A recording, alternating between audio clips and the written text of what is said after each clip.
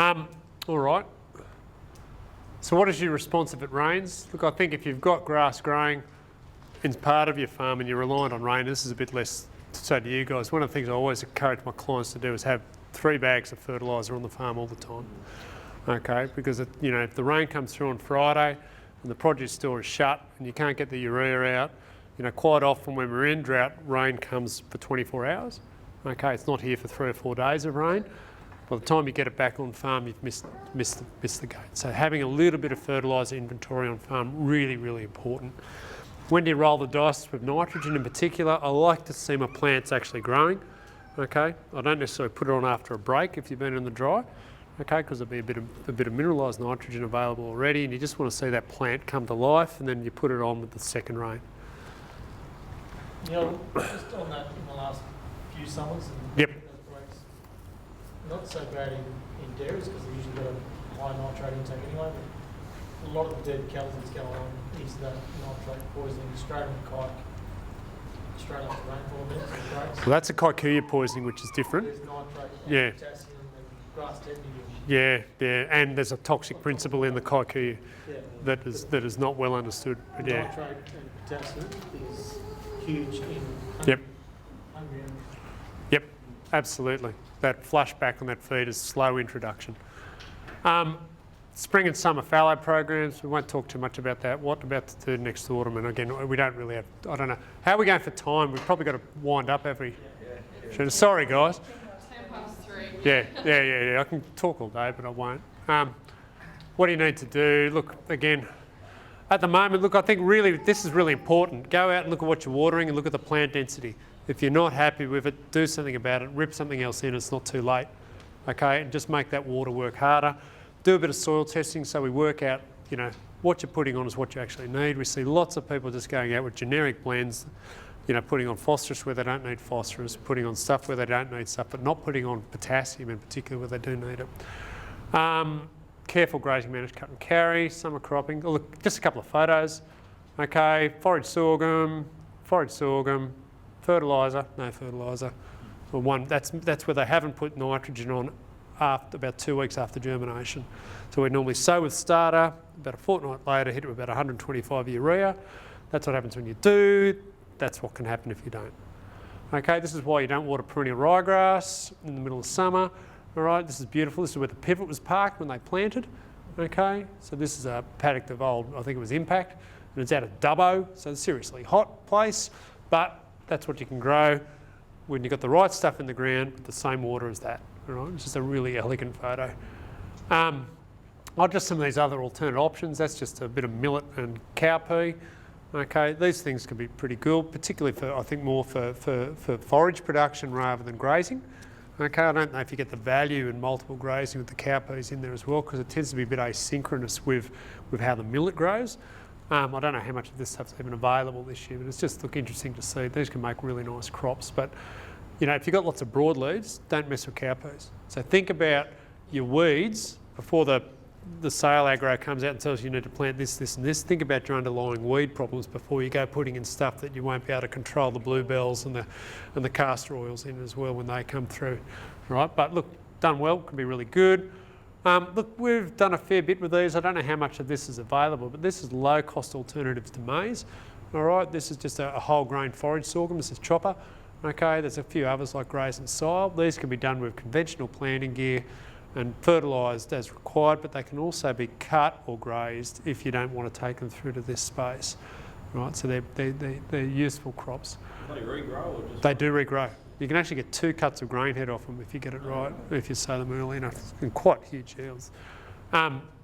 Depending on timing, just another nice shot again, and this is, where you're sort of heading, I think, Scott, and again, we're going to be growing more and more of this, but understanding how it fits in and how to manage it is going to be a really important thing that we need to work on.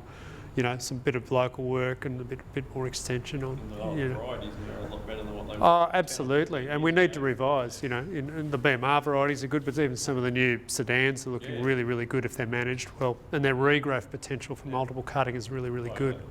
Sprint I raised it that high. Yep. And then let it go, and then the next graze and let it get up to 5 foot high and cut it. Yeah, and it still came back. No. Corn done well. Okay. Difference between a good and a bad crop of corn. quite often it's the inputs. So the higher cost at the front end can be worth spending if you get the right result. Look, I think that's probably enough, really. Oh no, culling. Okay, I just want to talk a bit about culling, all right, and use of data for culling. So we've talked about, cutting heads off lames and mastitis and stuff. One of the things that we've done with a lot of clients is use our herd recording data, all right? And this chart in particular is an absolute bloody cracker. What this is available in your herd recording as a standard chart, and what it basically plots is your milk production versus days in milk, okay? The green cows are the heifers in the herd, the orange cows are the mature cows in the herd. And what you can basically do is you can look at any of these data points. This is why trends are important, but what's happening within a trend is more important. I can then go in and say at any cow, at any stage of production, are you an efficient cow for where you should be in your lactation? All right? So I can look at this cow here and say, okay, you're 140 days, you're doing 5 litres a head. I can click on that button, cow, and say, well, why are you in my herd? Now, there might be a perfectly good reason, but now I can locate it. So we've done a lot of work with herds shelling out this part of the herd at all stages of lactation, okay? Not just at the tail end here at dry off. Yeah, it's better to get them at the start. Absolutely, Scott. So moving in and saying, where are my low efficiency cows? I can go in and with this report, you can actually click on the data point, it'll take you to her cow card, okay? But if you get some form of data recording on farm, you can do this, okay? This has been really, really important, and what it's allowed us to do is to focus on highly feed conversion efficient cattle, okay, which is critical. So this is one of the best things that I've seen in herd recording, and you can do it as kilos of milk solids rather than litres as well. That option sits there on the front page of herd recording. So really, really important tool if you've got access to it. I love this. How hard your cull will vary. Reserves and ability to ride it out. So what have you got in the back pocket and how hard do you want to carry them? Your starting stocking rate. And I think, there was a trend in the Hunter Valley probably 15 years ago to ride stocking rates up very, very high. Okay, and a lot of people haven't adjusted to that fully. Some people have, but we saw a lot of farms in this valley up at 5 to 6 cows per hectare. And no one had actually sat down and said, well, how much forage do I actually need to grow per hectare to make that resilient?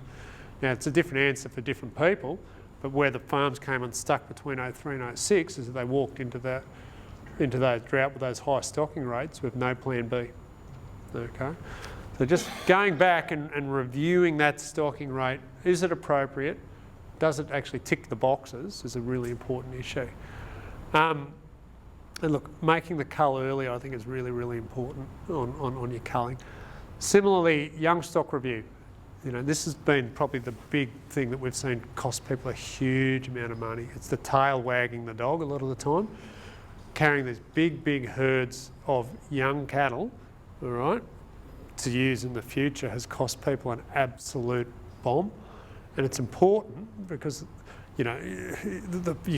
once you run out of your reserves of non-milking feed, all right, then you've got to start paying to feed those guys. And it's expensive and they give you nothing back in return from day to day.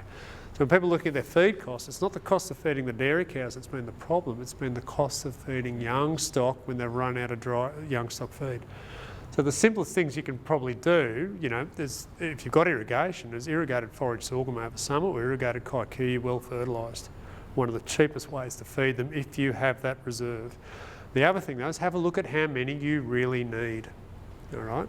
And we've gone in and we've seen herds that have been able to fully replace themselves in 2.5 years, which is much more than people need. So in that situation, going back and saying, well, if I'm a 25 or 35% replacement rate, that's probably what I need to be carrying, particularly in a bad time, no more than that.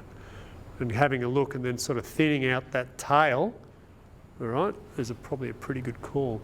Then going through and saying how many are you carrying, what are the options of surplus? If you've got an export option, it can be worth taking.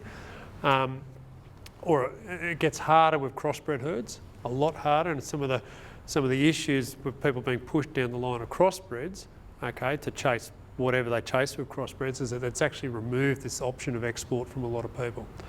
All right, so be just cautious with which way you breed and think about the bigger picture. It might be perfectly appropriate to be in a crossbred space, okay, for your business, but you know, it does remove a lot of capital value from most herds going down that pathway, and it removes a lot of options for selling cattle.